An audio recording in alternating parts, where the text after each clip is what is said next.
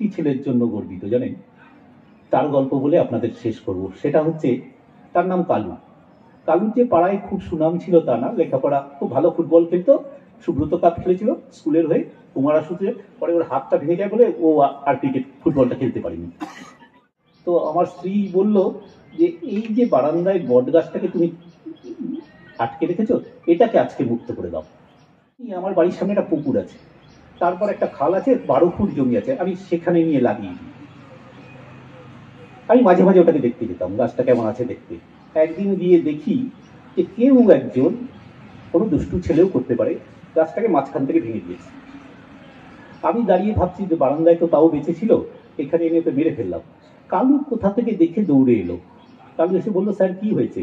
আমি, দেখো এই গাছটাকে রেখেছিলাম, এরকম ভাবে ভেঙে দিয়েছে। বল, স্যার একটু দাঁড়াবেন আপনি? আমি দাঁড়ালাম। ও দৌড়ে গিয়ে কোনো জায়গা থেকে একটু মাটি, গোবর ঠোবর ইত্যাদি ইত্যাদি আর একটা বাঁশের চটা নিয়ে এলো, কিছুটা দড়ি নিয়ে এলো, ও গাছটাকে সোজা করে এরকম একটা চটা দিয়ে ওটাকে গোল করে বেঁধে দিল।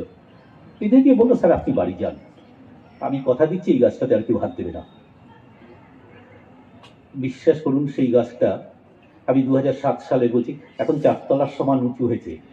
যখন সকালবেলা টিয়া পাখি এবং অন্যান্য পাখির ঝাঁক ওখানে ডাকে, তখন আমি মনে হয়েছে যে একটা পুণ্যের কাজ যদি জীবনে আমি করে থাকি, তাহলে এটা কালু না থাকলে পারতাম না।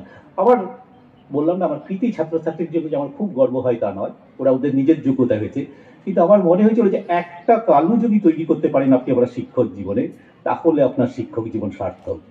আর আমাদের অনেকগুলো কালু দরকার। ভালো থাকবেন সকলে, নমস্কার।